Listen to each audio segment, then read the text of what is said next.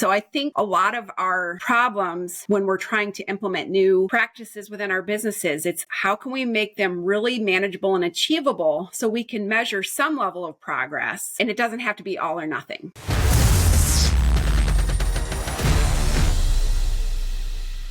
Welcome to the CMMC Proof Podcast. I'm your host, Derrich Phillips, a certified CMMC assessor. And it's a great day today because I have Melissa Burant joining us. She is a supply chain project manager at CIRAS. How are you, Melissa? I'm doing great. How are you? Doing good. Trying to pull and twist your arm for quite a while to get on the podcast, and I finally succeeded. You got me. Finally got you. Well, Melissa, on the CMMC Proof Podcast, we'll focus on CMMC, everything related to just the compliance, obstacles, and hurdles that defense contractors are enduring. Can you tell us about your role at CIRAS? Yeah, so I am a supply chain project manager, but with that, I have the additional duties of being what we call the cybersecurity lead. That does not mean I am a cybersecurity expert, as Derrich is able to attest to, but what it means is that I work with companies to help bridge that gap. My background, I was a federal contracting officer before coming to work for CIRAS, so I know a little bit about compliance and those federal standards. And it's a piece that often gets missed when we talk about CMMC is, what is the requirement right now in our federal contracts? Yes, right. CMMC is coming, but what is that requirement right now? So I work to try to bridge that gap. One of the ways I do that is by hiring people like Derrich to work with Iowa companies to help them understand what implementation practices they need to undertake for their businesses. Awesome. Yeah, very important role. And I would say, enough to be dangerous by this point as far as cybersecurity. But with that, certainly cybersecurity is such a broad field and no one is an expert in all aspects of cybersecurity. And the key part is just knowing who to contact when you do need that certain level of expertise. Phone a friend. Before we deep dive into all the things you do at CIRAS to support contractors, what do you like to do outside of work? Well, I have a couple of passions. I work for CIRAS part-time. My other 40 or 50% of my life outside of my family is I'm a professional photographer. And so it's one of my passions. But in addition to being a photographer and doing that because I really love the connection piece and helping people capture those memories so that they have a visual years from now, is really passionate about health. This kind of comes out of losing a lot of family members really early and suddenly to different health problems. And so I have, especially as I get older, you can't deviate. You got to do the right things. Otherwise that stuff catches up to you. So I've always been a big health advocate, probably even more so now in my older years, but they kind of dovetail together because I really feel like it's about,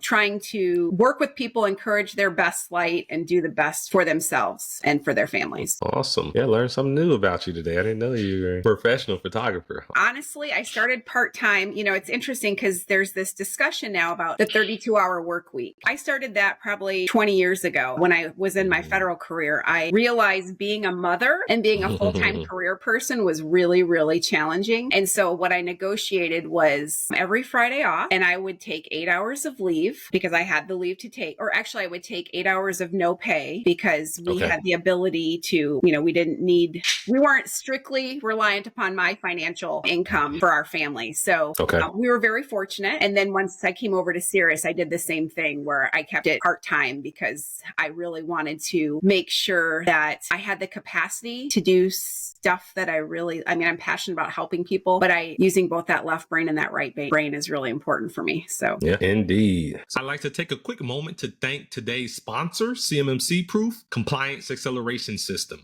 Are you feeling overwhelmed by the complex world of CMMC compliance? You're not alone. Small to mid-sized defense contractors are often swamped by the massive list of requirements, unsure of where to begin, lacking resources, and fearing assessment failure. But there's a solution. CMMC Proof, your compliance acceleration system. Unlike typical GRC tools, CMMC Proof breaks down the process into 5 easy-to-follow phases, guiding you through each step of your compliance journey. With everything you need in one place, from CMMC Level 1 and 2 requirements to evidence tracking and more, you'll never feel lost again. Get CMMC compliant faster and easier than ever before. Our system ensures nothing is missed, saving you time and effort. Built by CMMC certified assessors with decades of experience, CMMC Proof delivers real-world expertise and guidance you can trust. By the time your assessment comes, you won't just be ready, you'll be confident. Visit CMMCproof.com to start your 7-day free trial and accelerate your CMMC compliance today.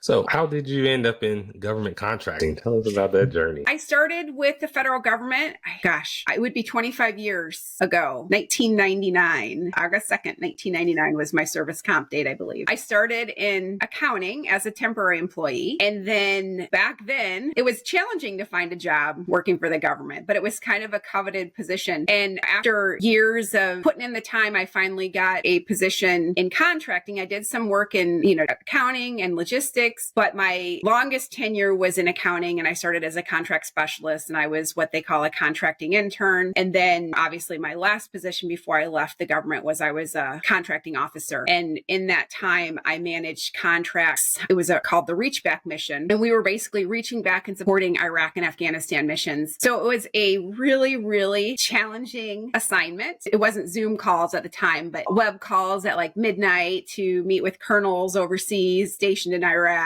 And so I left that service in 2014, I think it was, and have never looked back. The best decision of my life. And now you're on the other side. Now you're supporting the actual federal contractors. So tell us how your experience as working as a contracting officer is helping now better support federal contractors. Yeah. So, when I first came over to CIRAS, I was in what they now call the Apex Accelerator. It used to be called the Procurement Technical Assistance Center. And so I worked as a counselor to help businesses understand how to do business in the government market. And that could be federal, could be state, it could be local. And what I realized is, I had worked as a federal contracting officer and I never knew that program existed. I didn't know it was a resource for businesses who were looking to do business with the government. And I also didn't know that it could help me as a contracting officer support those potential vendors. And so having that experience, I did that for about 7 years at CIRAS and loved it. Really interesting to see the other side of things and the challenges. And my personal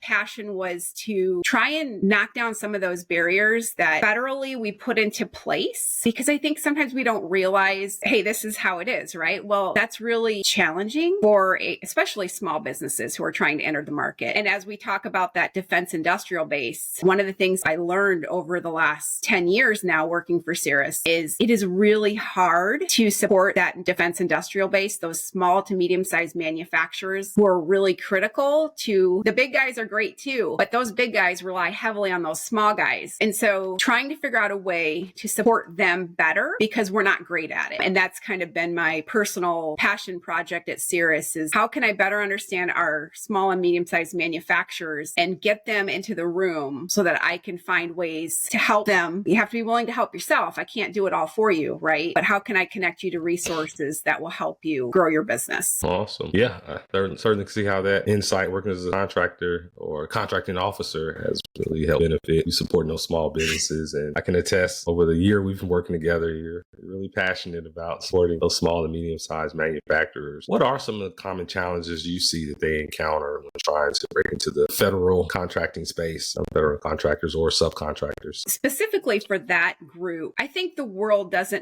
unless you work with manufacturing, you don't understand manufacturing and you don't understand the specific challenges. A lot of them, unless you're a big company, a lot of these smaller companies don't have program offices. They don't have an operations team who can write your proposals or monitor SAM.gov for business development. And so when we say, oh, it's on SAM, okay, thanks for your help, right?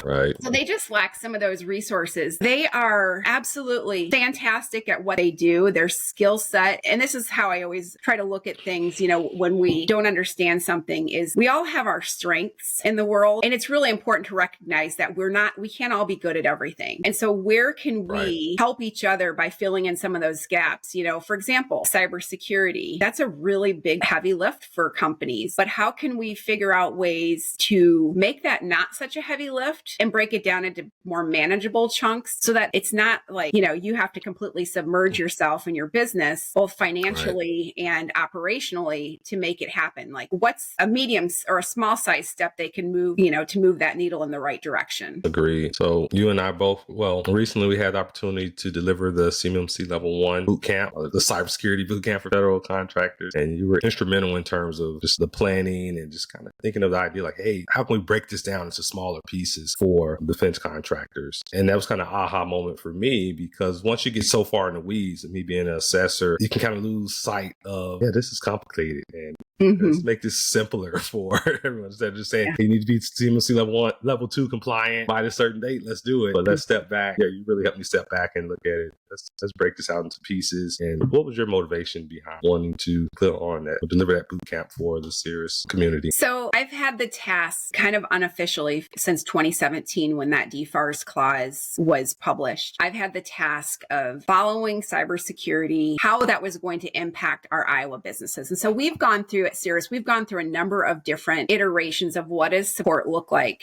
to these businesses? How can we support them? Because we are not cybersecurity experts, right? And, we have the discussion about, what's our risk? Well, when we bring this to the table for these companies, we want to make sure we're bringing them solutions that we understand, because one of our greatest strengths at CIRAS is we are that partner that walks beside them. We're not going anywhere. We're not necessarily a consultant that comes in, delivers a service and walks out. We are here. We've been around we're celebrating 61 years this year. Wow. We have longevity. And we literally can walk through a business life cycle with a company to make sure that they're successful. And so the problem is, how do we break that down so that it's not so overwhelming? And so it's been 7 years. What I noticed was we would host a ton of trainings. Derrich, you and I co-hosted many free webinars about what's the cybersecurity maturity model certification, what is CMMC. We hosted partner events with federal agencies to highlight those free resources that were available to companies. It was almost like death by information. So we're giving all this great information at no charge to companies. And I realized this quite a while ago. Several years ago, I did a webinar with another cybersecurity company. And one of the things that I requested at the time is I said, can we just do a level 1 deep dive? Can we talk about those 110 controls in depth? And the gentleman who was presenting was like, I don't really see the value of that, right? It feels like that's too simple. And I said, but that's the problem. You're an expert. My companies aren't. Right. And so for me, the mission is, how can I get people like you, Derrich, who are really good at what they do? How can I get you to better understand my customer, the manufacturer? And how can I get my manufacturer confident enough in the solution so that he can move forward and do something that secures his business? And so over those 7 years, nothing has really moved the needle as much as that federal government coming in and saying, or a major defense contractor coming in and saying, are you compliant? Can you check yes or no to this DFARS clause and the NIST 800-171 standard? Nothing else has moved the needle. We all recognize, I don't think there's a person out there who doesn't recognize that cybersecurity is a very good business decision. However, it's a good business decision along with the 500 other things that are on fire in their business. And so where am I going to put my resources, my time, and my money? And so it was trying to figure out, how can we make a dent effectively and in small enough chunks so that we're not overwhelming them? Because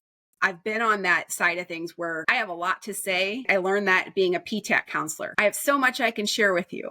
Let me show you what I know. I know so much. And guess what? They never come back because nobody wants to feel stupid, right? And so in a sense, I overwhelmed them and they didn't even know where to go. And if we think about that in our daily life, if I get an email that I don't know the answer to, guess where it goes? To the bottom of my inbox, because I can't respond and move on. I want to check things off my list. And so I think a lot of our problems when we're trying to implement new practices within our businesses, it's how can we make them really manageable and achievable so we can measure some level of progress, and it doesn't have to be all or nothing. No, I think that's fantastic. I like the saying, how do you eat an elephant one bite at a time? So just have to break it down into bite-sized chunks. Because to your point, once someone's confused, overwhelmed, they're not going to take action. They're just going to procrastinate or just put the blinders on. Like, I don't want to deal with this. It's me. I do that. I procrastinate. Me too, big time.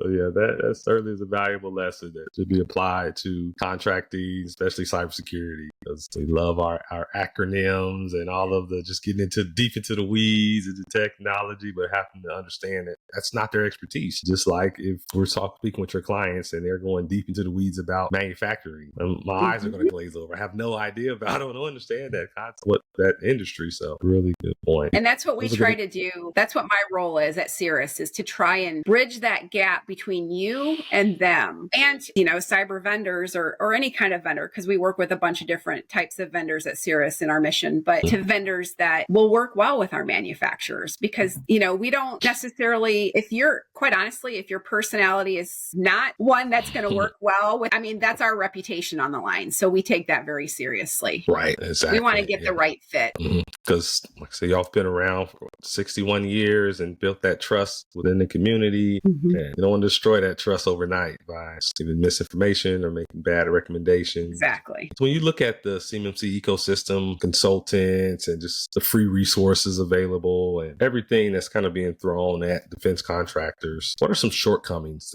that you see, things that kind of missing the mark? I think the biggest shortcoming, and it's kind of like, I'm not surprised, but the biggest shortcoming is it doesn't map back to that federal requirement of the NIST 800-171. I feel like I've listened in on a couple of different webinars from the NSA. I've listened in on some webinars from CISA, and I've worked with CISA, and I applaud. I am so glad somebody's paying attention and doing something, right? Our manufacturers need assistance. This is not an easy lift. This is very expensive and it's resource intensive. They need help. However, again, I'm going to go back to that information overload. When you dump 9,000 resources onto a website and say, go here and go fetch, that is not helpful. And so it's also not helpful to not have a map of how those resources can help you meet a requirement that the Department of Defense, if your primary customer is Department of Defense and you're looking at that cybersecurity maturity model certification and meeting those requirements, it's not helpful that we don't have a resource that matches up. Hey, this assessment could help bridge that gap on your level 1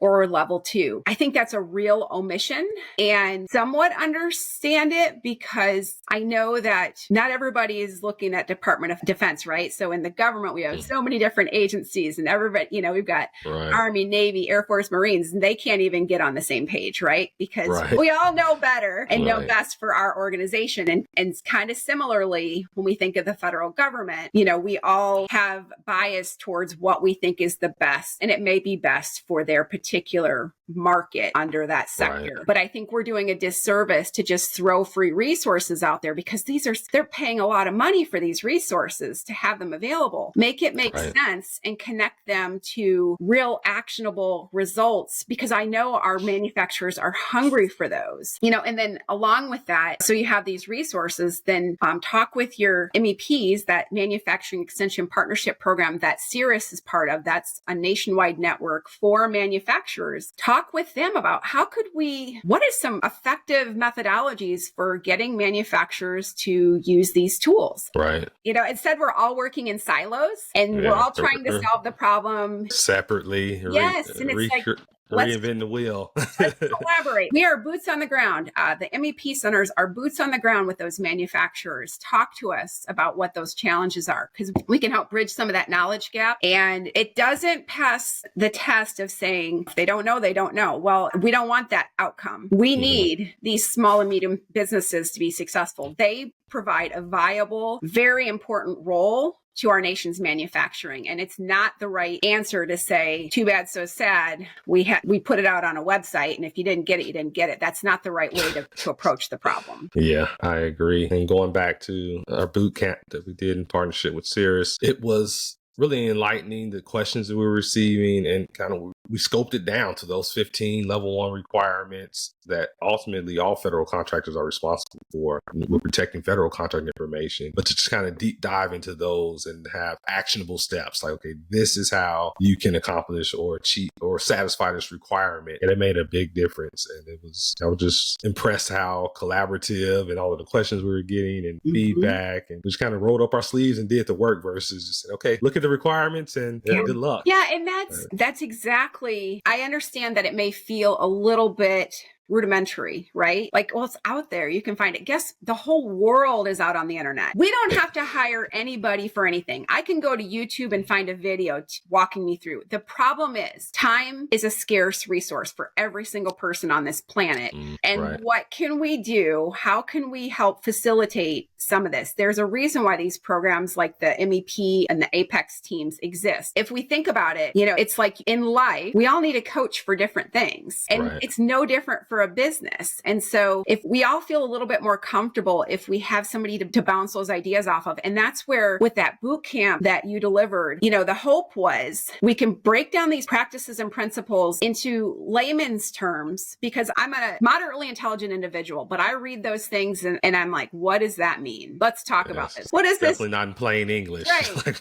And nothing in federal regulation is, right? That was my biggest struggle as a contracting officer, is my industry component or counterpart was an attorney. And I'm like, I am not an attorney, I just have a business, a business degree. I'm not an attorney. So, if we think about it like that it's just having that coach, that partner to help walk you through, to make it safe to ask the questions. Because again, I'm going to go back to nobody wants to feel dumb. And sometimes this stuff makes us feel really dumb. And I'll be the first to admit, I feel really dumb when I read some of this regulatory, guidance that's pushed down. And that's why I'm really grateful for my phone a friend Derrich, what this means in English, because, or am I thinking about this the right way? And that's how I've learned what I've learned in the cybersecurity world and what's going on over there, is from resources like you who are willing to take my questions and talk through some of this really not clear stuff. Like I said, it's certainly equally as beneficial for me because it allows me to step outside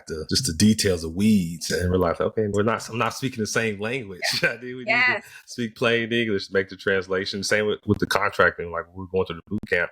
Whenever there's a contracting question, phone my friend Melissa, she can answer those. It's a team sport, this compliance. It certainly is. Everyone has all the answers, but it's a focus for me now is to simplify it. How can we break it down and make it actionable? To your point, if we're just overwhelming them, that's not helping anyone. That's not helping us defend the nation and our intellectual property, national there's secrets. Enough things in this life that are overwhelming.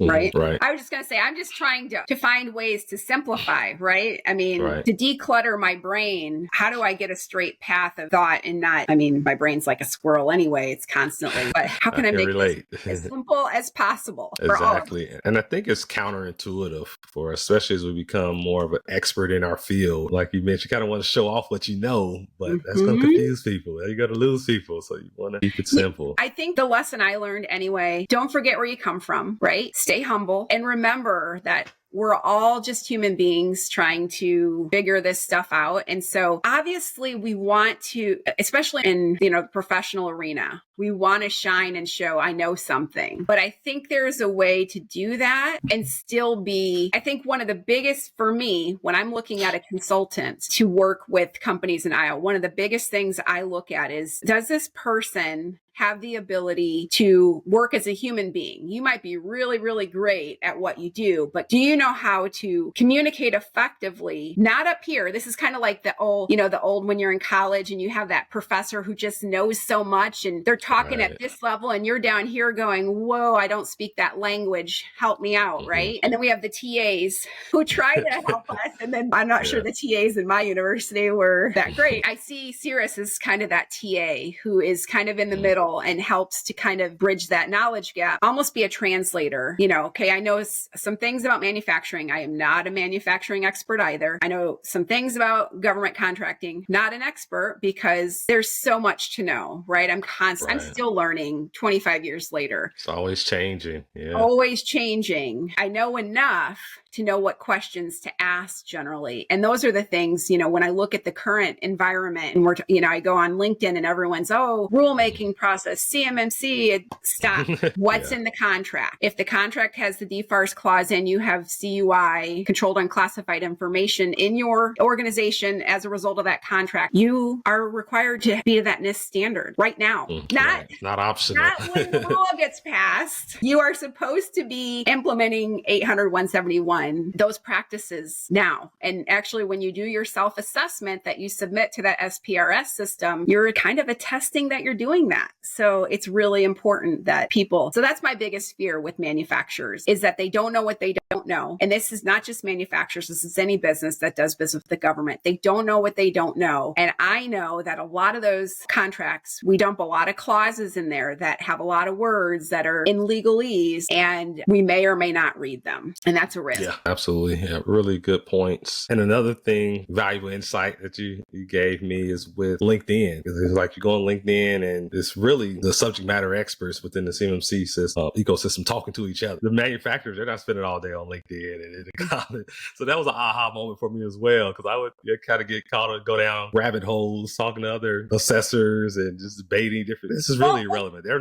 not my target. And I think that there's a place for that. 100%. It's not your audience. You nailed it. But there is a place for that, right? I think the place is, how can we as an industry, as a professional industry, how can we do better at supporting our manufacturers? What's working for you? Because abundance mindset, there is not enough of you, and there are going to be a lot of people needing the assistance. So I think the conversation should be more on, yes, I do believe the conversation should be happening where you're commenting on those proposed rules and you know, hey, have you thought about this? This is a problem. 100% you should be participating in that. And I also think, you know, sharing what other insights others have learned, practices they've used in different states or with different businesses. 100% we should be collaborating, right? We should not be recreating the wheel, although we will. But yes, you're 9 times out of 10, your manufacturers, that's not where they're hanging out. They are working and they're working hard. And that's where, I mean, I work really hard to get those manufacturers, to get an audience with them and get them in a room. And that's where, you know, building that trust. I want to make sure when I bring somebody into that room with me, that they're someone I can trust that's going to look out for their best interests. And so that's why when I do projects like we're doing together, Derrich, you know, I'll ask the question, do they need this? Is this, because I don't want to oversell to these companies, right? We want to make sure it's the right fit for right now. And I know there was some, I think in general, when we brought up the concept of the boot camp, the level 1, I talked to a couple of people like in my network, and I think I read somewhere, I don't know why you would do that. That's kind of a waste of time. I mean, okay, I understand that argument, but I think it actually did exactly what we wanted it to do. And it was to get them comfortable with you as a teacher and as a resource for them to be able to ask the questions, you know, again, that coach that they don't have, because what are they going to go out on LinkedIn and say, hey, tell me about, you know, and then the scavengers come in and they're, I can sell to you.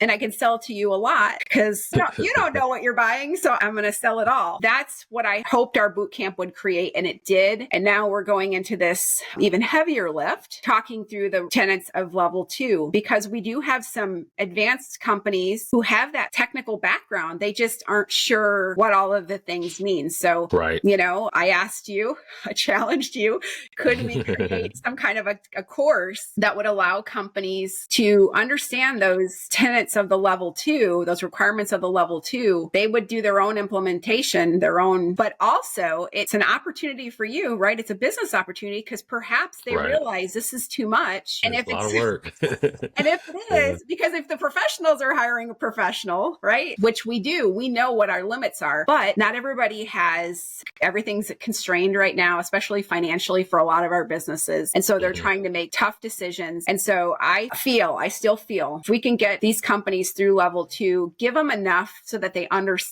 at least understand on the base level, they feel comfortable with you asking the questions during the sessions. And again, implementing some of the practices so that they're more secure. That's the biggest, is can we just get some more security in our supply chains? Because right now it's just kind of like the Wild West out there. Yeah, that's a great point. Just keeping in mind, it's a shared goal we all have, is securing our supply chains. How do we get there? Those baby steps count. It's progress. It does. They're taking action versus... How do you eat an elephant? One step at a time. That's the only thing we can do, is keep trying to move forward. And we have to, knowing this market, the manufacturing market, we have to be able to walk them through in a way where I feel like they have some confidence in it as they're going, right? Because otherwise it's just another bill that they're paying. And if there's work on their side that's required, right? They can't just that'll hand this off and say, here, Derrich. Autopilot. Yeah, do this for me. That's not how this works. Right, exactly. And I know that you're an avid marathon runner. So we use that same metaphor. It counts. It counts. I did 4 marathons, no more. That is a definite no, never. All it takes is one. You're official. But you know, when you're running that marathon or half, there's mile markers. Each one, you're getting closer.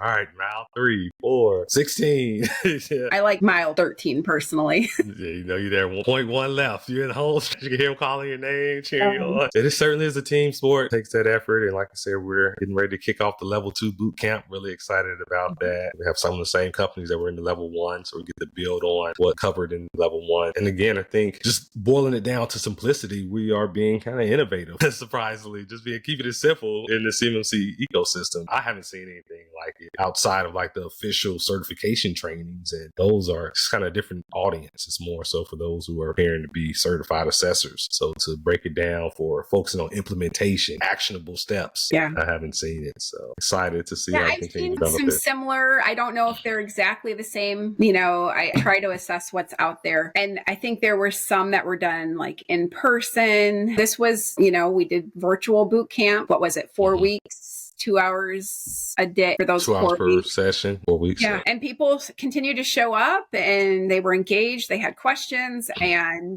we had really good feedback that they appreciated the content. And actually one that I attended that was similar, that was virtual. It was through the Blue Cyber. I can't remember her last name. It was Kelly. But she does a boot camp for level 1. But one of the differences, and I guess with it being kind of the government organization, didn't really go into much with implementation. The government really tried to stay away from the implementation guidance. So that's where it was kind of real, just high level, just general understanding requirements. Yeah, I think I listened to that as well. And she's excellent. She knows her stuff. The difference I think between ours was this was like 0 to 180 in like 2-hour session or an hour where, walk you through. Ours was more methodical. Yes, it was a really big commitment. But I think for these requirements, it gave attendees the opportunity to take the material, go back and do something with it. And I even had somebody suggested, instead of every week, we had a break in between because we had some vacation time, I think, built in there.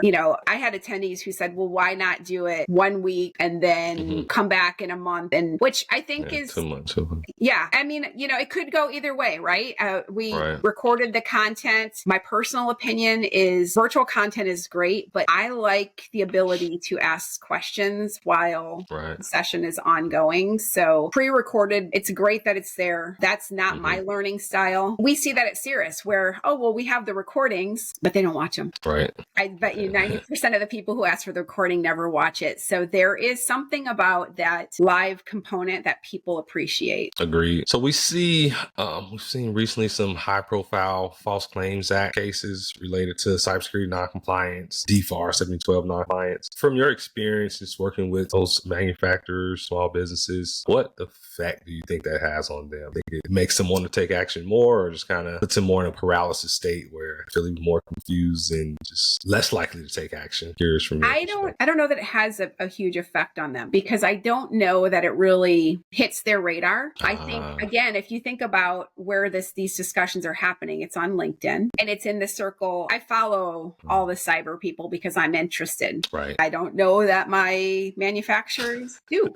right? It's all about the circles you're part of. That's the information that gets pushed your way. And so I think it's probably on the radar of the larger companies because they're more in tune with what a False Claims Act is. Okay. I'm not saying that our small businesses are ignorant, but they may be ignorant of what that is and what it means for their business. I think what affects them and what is a lot more powerful to them is this going to affect my ability to earn revenue? Okay. So making those dots, making it clear. That's really insightful. That's a really good point because if you're in that bubble, that ecosystem, you think everybody knows about it. But it's like that Venn diagram. And, you don't know what you don't know. If you're out here and the discussion's happening here, maybe it'll filter down. And I do try to talk to companies about that, but I don't know that it really registers ministers at this point. And that's been my experience outside of just the federal contracting space, working with companies that have to comply with enterprise level cybersecurity requirements. It's still, as long as you connect the dots that this is going to impact my revenue, now they're going to pay attention from the procurement side. Well, I mean, doesn't that make sense? We live in a capitalist-based economy, and money makes the world go round. And so I really do think most of us, 90% of us, 99% of us, want to do the right thing. Can we afford to do the right thing? I don't know. I think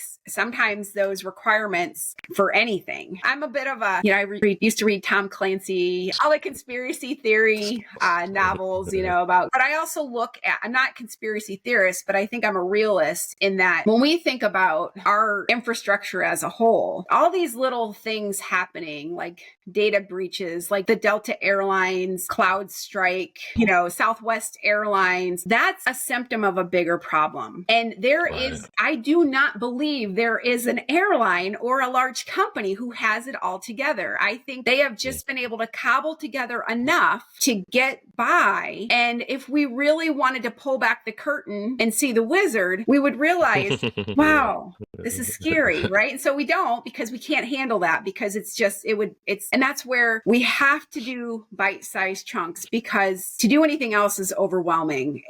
But make it make sense. If we have millions of dollars going into government resources for companies for cybersecurity, can we make it make sense for the companies that really need the help? Can we, look at how could this, putting free resources on a website, that's very passive. That doesn't really, not really leading people to the water. But how could we say, hey, let's walk through this? Or could they potentially use those funds to help companies to subsidize some of that expense, right? That's win-win for everybody. You bring in a professional, or, you've already hired these professionals to put together these tools. What does it look like for companies who make under so much revenue because they are part of that defense industrial base? What does it look like to help them implement some of these policies and procedures within their organization? Because it's expensive. Very expensive. And I was recently reading a book, and the author was mentioning how estimate like less than 2% of the population are going to be those overachievers. Other 98%, they're going to need that additional support, someone guiding them and holding their hand. With 2%, sure, they'll go look at the free resources and the publications and figure it out. That's such a small minority.